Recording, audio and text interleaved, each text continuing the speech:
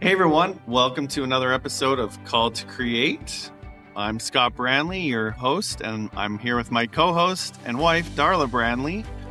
And we're really excited to introduce our special guest today, Heather B. Moore, to the show. Welcome, Heather. Thank you. Thanks so much for having me. Yeah, we're really excited to hear about some of the books that you've written and kind of your career, how you got to where you are. Some of the highs, some of the lows. That'll be exciting. But before we jump into that, why don't you tell us a little bit about yourself? So my name is Heather B. Moore. I always use the B in my name because there's another author, Heather Moore, out there. I currently live in Utah County in Utah, and I have 4 grown children, 1 grandson, and a menagerie of pets. There's quite a few of them around. I've been writing for over 20 years now, and I just have been grateful to be able to write a lot of books for the LDS community as well as more national-oriented books. Okay, so you kind of do a mix. And what kind of genre do you typically like to write? So I mostly write historical fiction.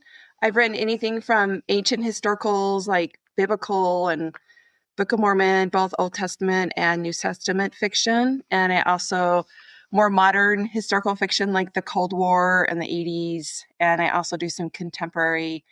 As far as the LDS market, I've written LDS nonfiction, inspirational nonfiction. And so I kind of just dabble in whatever I find interesting, which is obviously a lot of things. Okay. That's awesome. All right. Well, we're excited to hear about your story and how you got into this. So why don't we turn the time over to you and tell us where your story begins? Great. I always thought it's kind of an interesting story of how I got started. I was 30 when I first started writing my first book, and I had been helping my grandmother with her personal history. And I was driving up to Salt Lake County about once a week with my kids when they were pretty little and asking her questions and writing up her story and then having her read it and make corrections or changes. And while we were going through this process, I had a story idea that would take place kind of during her era when she grew up, when she was a young mother during World War II era. And I thought, well, I'll just maybe write a short story and submit to magazines. Back then, magazines like Redbook and Good Housekeeping, they would publish novelettes. Mm-hmm. And as I was writing, it just kept getting longer and longer and longer until it was probably close to 300 pages. And I thought, I think I just wrote a book and I don't know what to do with it. Of course, it was horrible. I didn't really know it was horrible yet, but I thought I need to find a publisher for this book. So I went to the Lehigh Library, which is just a really tiny library back then. It's gone through different renovations since then. And I looked up this giant book, and it's called Publishers Marketplace. And it lists the names and addresses of the publishers and what they're looking for. And back then, this is, over 20 years ago, is you had to print out sample chapters and print out your query letter, and then also send a self-addressed stamped envelope to get your rejection. And so I was doing that for, a few months. And then I remember looking up online, and this is, of course, back when we had dial-up internet. And I found the League of Utah Writers, and they had a chapter group in Provo that met at the library down there. And so I started going to that once a month, and I just was really fascinated hearing other authors and how they got published. And then there was a group of them that were in a critique group, and I started meeting with this critique group every week. And we would bring our maybe 6 to 8 pages at a time, and we'd read through them, and then everyone would go around the table and slash up your chapter and give you feedback, obviously good feedback, but things that you needed to fix. And I felt like I was really going back to college. I thought, this is what I didn't learn in college, but if I want to get a book published, I need to learn this. So I was bringing this first book, and I remember some of the questions they would ask me, like, where are we, Heather? Where are your characters and what are they doing? I'm like, I don't know. They're in a kitchen or they're outside in a tent. And because it just shows you, I just knew nothing about setting a scene and also Mhm. what is characterization and all these things that you learn in high school, but you just totally forget, right? Once you're out of high school.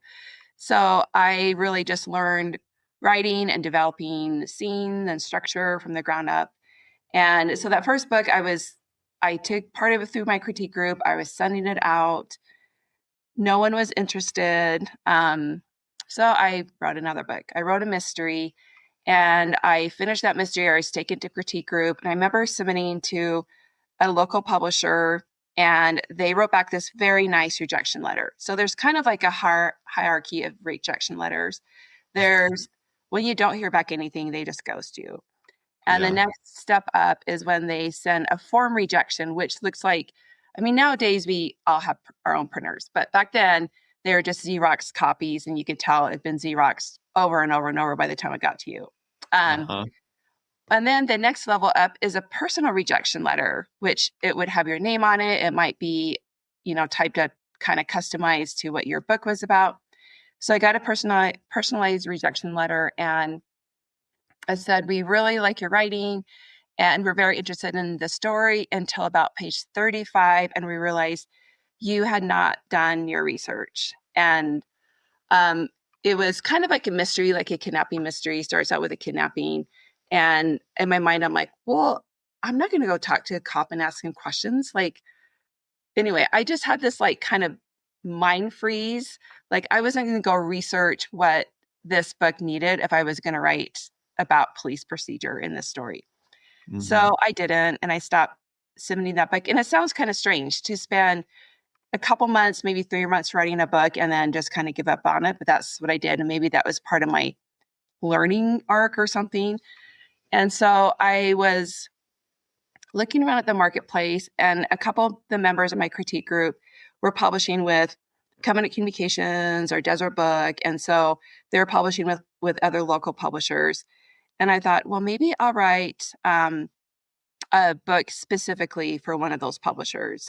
So I decided to write historical fiction on the Book of Mormon because in my mind, I was thinking, okay, this would be very interesting to kind of research, but yet when it's fictionalized, you have a little bit of leeway, and and I feel like it might have a broader audience than what else I was writing. So of course I was just naive and none of that stuff would turn out to be true. But I I remember just writing the first chapter and thinking my critique group is going to just be so excited and be so impressed, and there'll be angels singing as I'm reading this, and they'll be like, "Wow, Heather, this is amazing." Well, none of that happened. They were all dead silent. And then finally, one of them said, there's another Book of Mormon series out there. And I just had no idea. Because when I went to the LDS bookstores in Utah, I would, buying like a baptism gift or something. I wasn't there necessarily looking for my fictional reads. And and then one lady in the critique group just said, well, this is a lot different, and you should keep writing it because I've read the other series, and it has a different starting point, a different, kind of family it follows. And so my series I had started writing was Nephi was the main character. And then, of course, other members of his family were in there. So I finished the book and I submitted to Desert Book, and they sent me I think the rejection letter was kind of the middle tier one. It wasn't totally, well, I guess it was personalized because it did say, we will never, and I felt like the never was bolded, but maybe it wasn't bolded, but it felt bolded to me. Yeah. Publish scripture fiction, or I think it said Book of Mormon fiction. And I said, okay, so strike one, right? So then I submitted to Covenant Communications next. But the only thing is, Covenant had published this other Book of Mormon series. So I was a little bit iffy thinking with this other series, if there's more books coming out, they may not be interested in mine.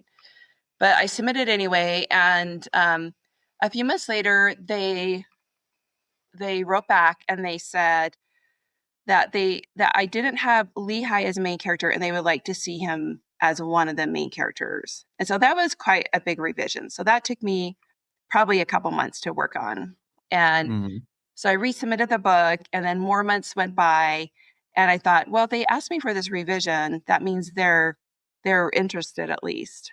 And then I got another message from them several months later and just said they decided not to publish my book, but good luck, all that stuff.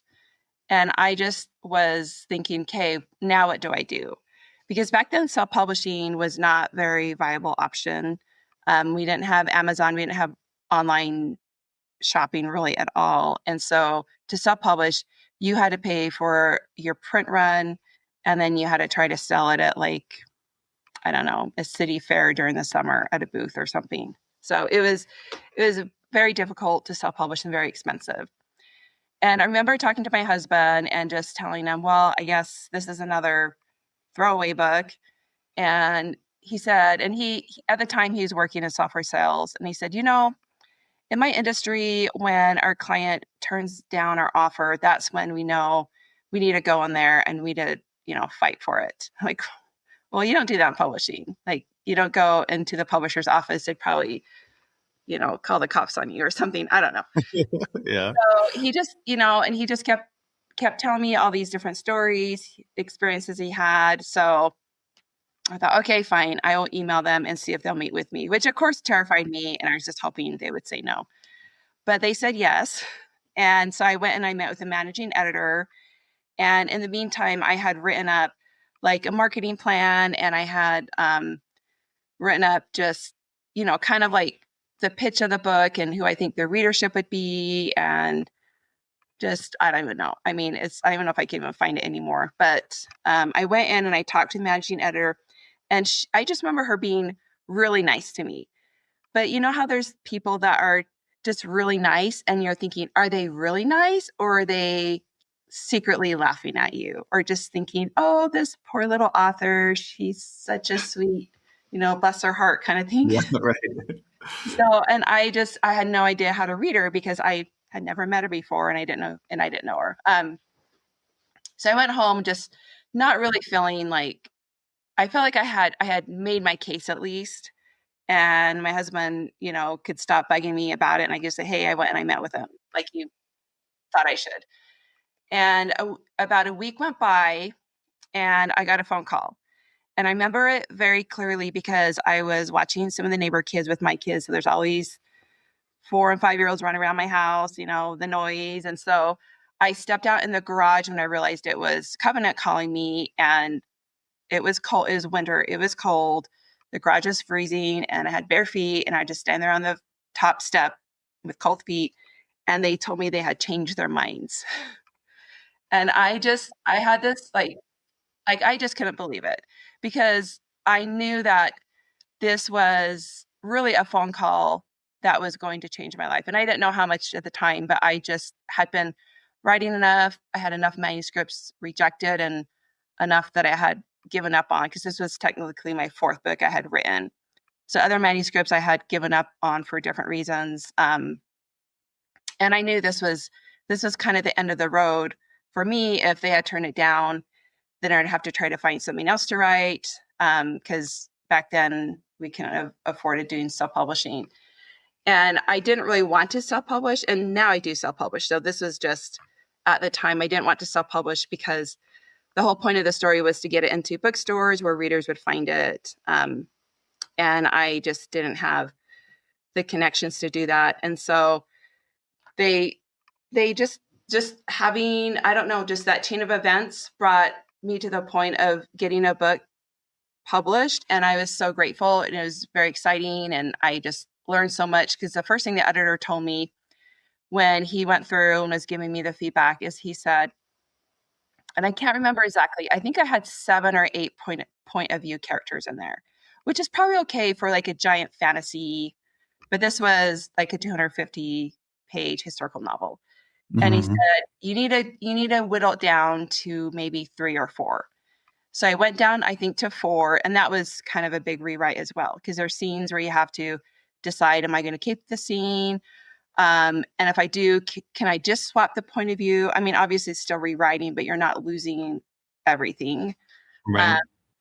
Um, so I got it turned in, and meanwhile, I had my 4th baby that early summer, and the book was coming out in the fall. And back then, this was 2004, so it dates me a little bit, is Covenant. They would have the authors do 2 to 3 book signings at Siegel Book on Saturdays for about 6 to 8 weeks, which is great because you want to get out there, especially as a new author. But you're going from store to store, and my kids are little enough, so we didn't have Saturday conflicts. Like if you have kids as they get older, they're going to have band practice or they're going to have, a soccer game or something.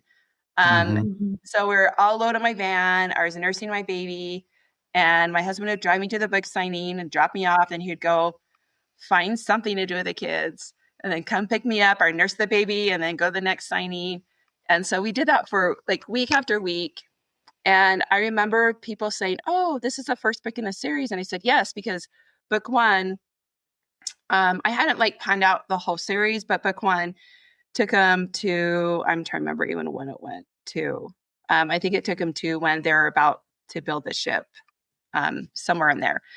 And so of course, we got to have another book so they can build the ship. And I was just saying, "Oh, yeah, the next book. Yeah, I haven't written it, but it'll come out maybe next year." And I thought I should probably email my publisher and ask them if I want my book to come out a year from now, because I knew enough.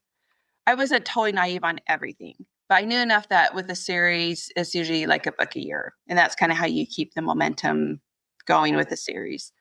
And so I said, if I want this book to come out next fall, when do I need to turn the book in? And this was like probably the third week of September. And they said December 1st. And that's crazy because that's like all of October, all of November. But that's not just writing. That's having the book good enough to be accepted because I have written several books that were not good enough to be accepted. So I didn't want to go backwards.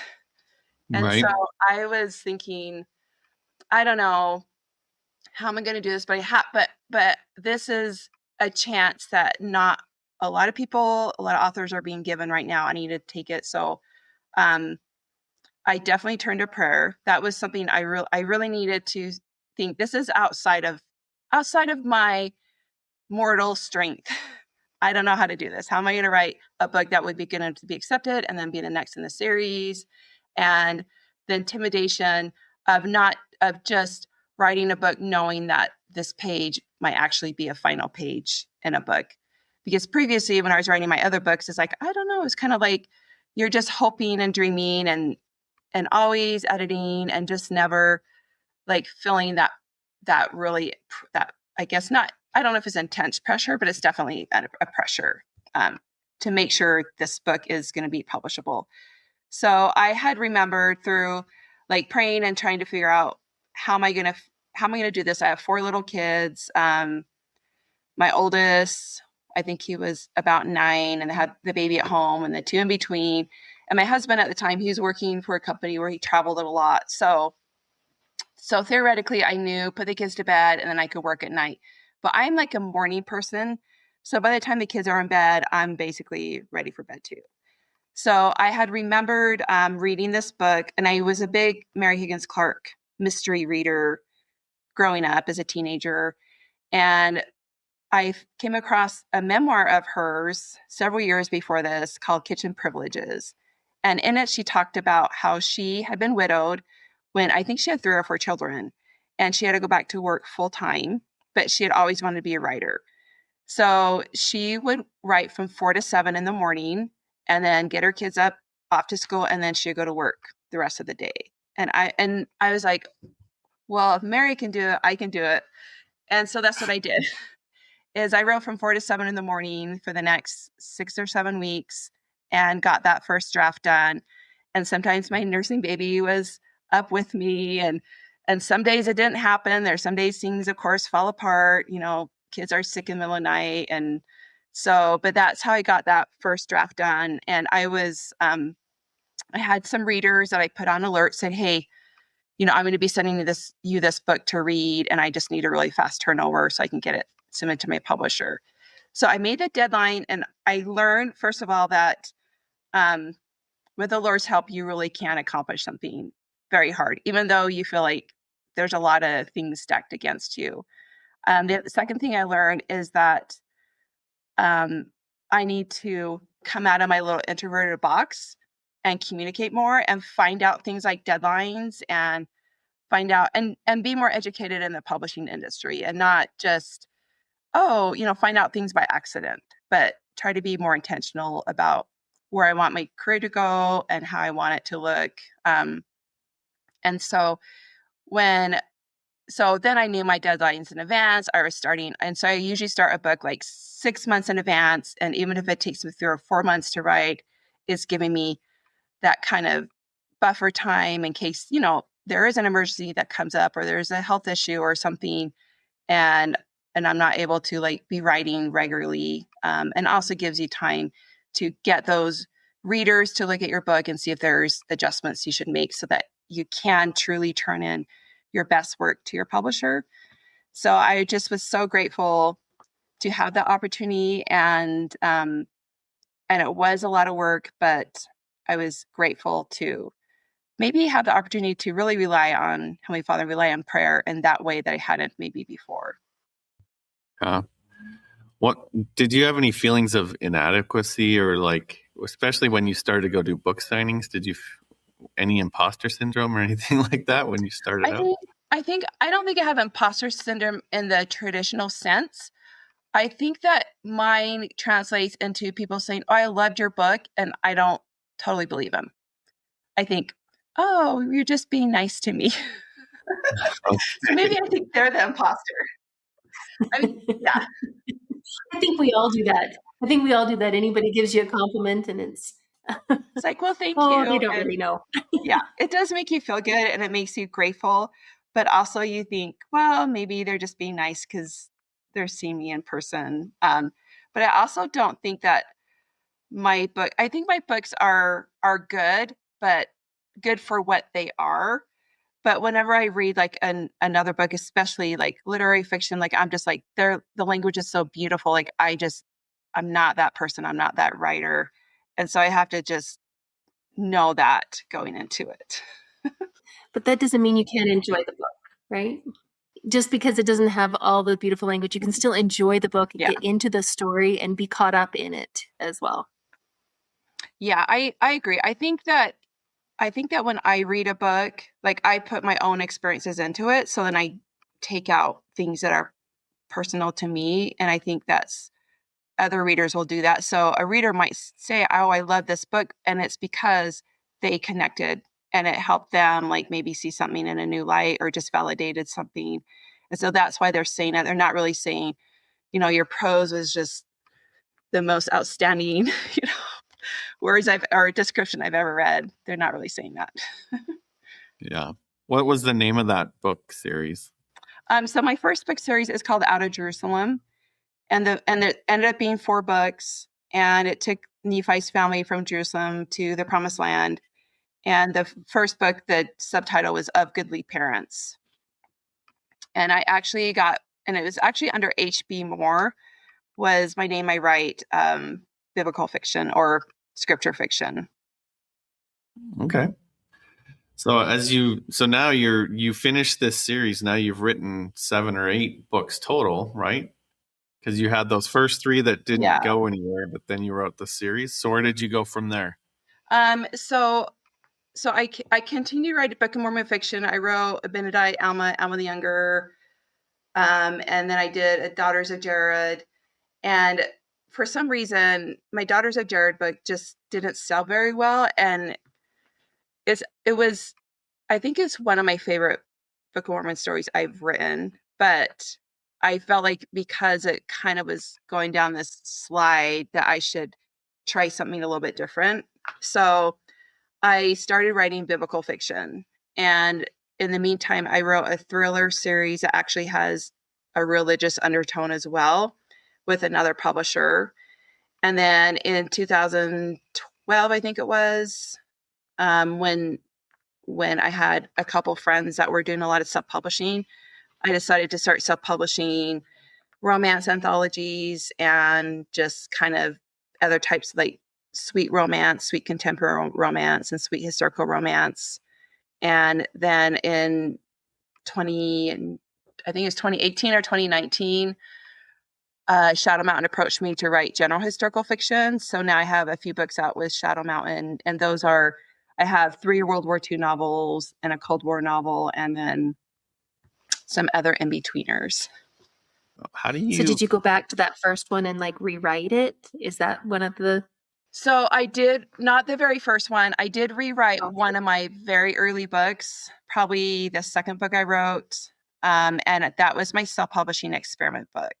So I did the uploading with, the formatting, and I was hiring out formatters, but I was like doing every stage with the audio and the cover design and stuff, and kind of learning how to manage all that.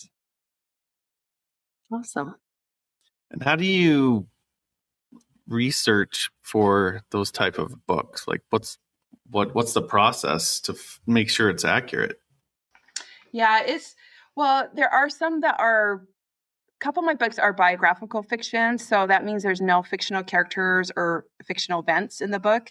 Um, and those books they're a little bit of a slower read because it's just the real story of this real person. But I'll go and find biographies, like the most well respected biographies, and I'll also just find anything that like covers the history of that specific era, because I like to like also, especially like with World War II, because you can follow like a single person's story, but there's so much going on in the world that you also want to kind of bring in what was your character's reaction when they maybe found out some of these news items as they were dealing with other things. For instance, when I wrote my book, it's called The Slow March of Light, and it's set mostly in East Germany, and it takes place during the early 60s when the Berlin Wall went up. And so I feel like just to write kind of the slice of history, I needed to understand the history of the occupation of Germany by the Allies, and how they split it up. And so I would just find documentaries I'd go to like YouTube or Amazon Prime or anywhere I can find like a documentary on the Cold War and watch and take notes. And then if I could find, there's actually this book, it's called Checkpoint Charlie. It's really interesting. So the American checkpoint that is in East Berlin, it bordered the American quadrant, but then goes into the Soviet occupied territory. But this book is just about what happened at this checkpoint over the entire Cold War, starting in the 40s. Well, and then, I mean, it wasn't really an official checkpoint until the wall went up, but it was still, there was still like a border there. So they still had to, get people through this border. Anyway, so it's just really interesting just have one book just on this one checkpoint. That's awesome. Okay. So, and then you've obviously continued to write and self-publish since you started self-publishing, but you have worked with publishers too, right? So you're kind of doing both.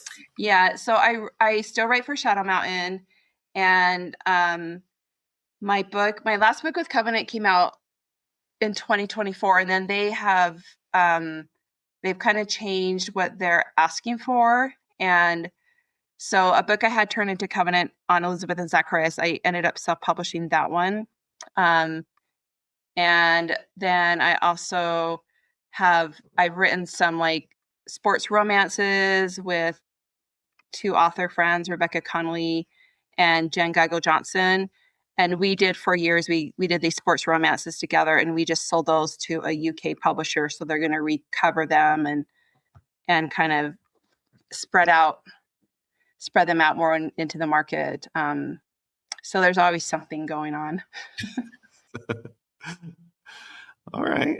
Well, and so one of the reasons why we're doing this podcast today is because you recently won a praiseworthy award at LDSPMA for your book, Rebecca and Isaac.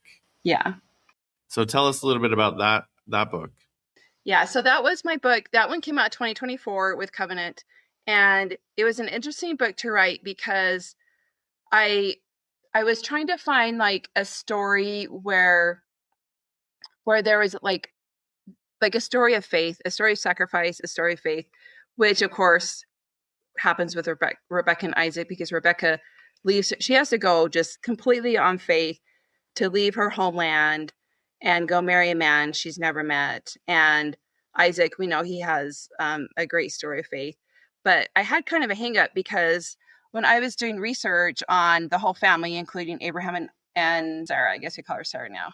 So when I first started doing research on the whole family, I just did not like Abraham, because the more I learned about him and the more I studied the decisions he made, I was thinking, I don't know. It's hard when you're studying an ancient culture and ancient traditions with like a modern mind, because you just want to like wring their necks and say, why did you do that? Or that is so wrong. Or anyway, so my hang up was that he sent Hagar away with Ishmael. And I just couldn't understand, why would you send Hagar was his wife. I know that she was given to him by Sarah, but it's still your wife. Like, why don't you stand up for her, or at least set her up in a camp someplace? And Ishmael is your son. Mm-hmm. Anyway, so I met with Dr. Kerry Milstein at BYU because he is an expertise on Abraham. I said, you have to talk me off the ledge here, because I'm trying to write a book about this revered patriarch, but I don't revere him. So help me out. And it's really interesting. He like explained to me a few things. And then he also had this book that had just had come out around that same time when I was researching, called From Creation to Sinai. And it's a really big book, and it has like different articles and essays from all these different scholars that are talking about exactly what I was trying to figure out. And long story short is I realized that first of all, Abraham knew that this is the right thing to do, even though Sarah was kind of the one saying she's got to go. And Abraham knew that in order for Ishmael to become his own tribal leader and to have his own sons and to eventually would be, his own kind of dynasty, he couldn't do it under Abraham, because Isaac was a birthright. And so Ishmael had to separate from the tribe. And then he had this amazing leadership himself. And so it was, and the other thing about Hagar, my thing about Hagar is that because she had come as a handmaiden, it meant that she had probably been purchased through the slave trade. And usually when you are done with the slave, you sell them back. And so for Sarah and Abraham to say, no, we're not selling you back, you can now go and be the matriarch of your son's tribe. That was actually very kind, and where I was looking at as very negative, it was actually a very positive thing. So yeah, it's interesting because when you do look into history, we can't walk in their shoes, right? And we don't know everything that happened back then. So you do the best you can to get the context, but sometimes you miss it. Yeah. And there are those cultural things that we just don't understand, because ours is so different. It's true. Like, we feel like I would never let that happen, or I would go and say this, but they didn't even have that thought at all, like we do. Yeah. That's very interesting. Yeah. So, what advice would you have for upcoming writers that are just getting started?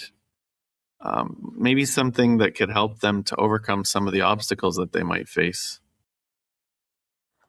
So what has helped me is kind of set my own personal goals, like whether it's writing 500 words a day, 5 days a week, or getting some sort of writer journal and doing stickers or some sort of reward. I can go out to lunch, if I hit my goals for a month or something. But just find something that is kind of personal to you to help motivate you, because it's one thing that's very hard about being a writer is it takes a long time to write a book. It can take a really long time to get published, and then a long time to get paid. And so your spouse or your friend or your child is like, okay, it's been like 3 years. And so you have to like find a way to keep yourself motivated. but also just approach publishing professionally, meet your deadlines when, of course, possible, and be nice in a sandbox, because publishing world is very small, and there's a lot of writers. A lot of writers have egos, or if not egos, then at least a lot of emotions. And so you just need to play nice and be kind, like you do with everything else in life. Everybody has their own struggles with whatever they're doing. You might see a friend of yours win an award, or you might see them get a contract, and you just celebrate with them, because maybe you'll be next and maybe you won't. But we've all have been kind of fighting the same fight. And so it's good to just lift each other up, and don't resent each other. Another thing I would just say is make it purposeful. And maybe your journey is going to be different than someone else's journey, and that's okay. Maybe your journey is writing articles and inspiring just those handful of people that really needed to read what you write. Maybe it's writing something really cool, like a fantasy series, and you can go speak at school assemblies and inspire kids to follow their dreams. Like, we're all going to have different impacts in different ways. So true. And how would you, what advice would you give about when they do hit a failure or a roadblock? What's the best way to overcome that? So I think you just have to look at it as, a lot of times when you hit a failure in publishing, it's really a business decision, and it's not personal. And it's easy to kind of say that just off the cuff, but sometimes it's just about numbers, or it just, maybe the editor's having a bad day. Like, you just don't know all the time.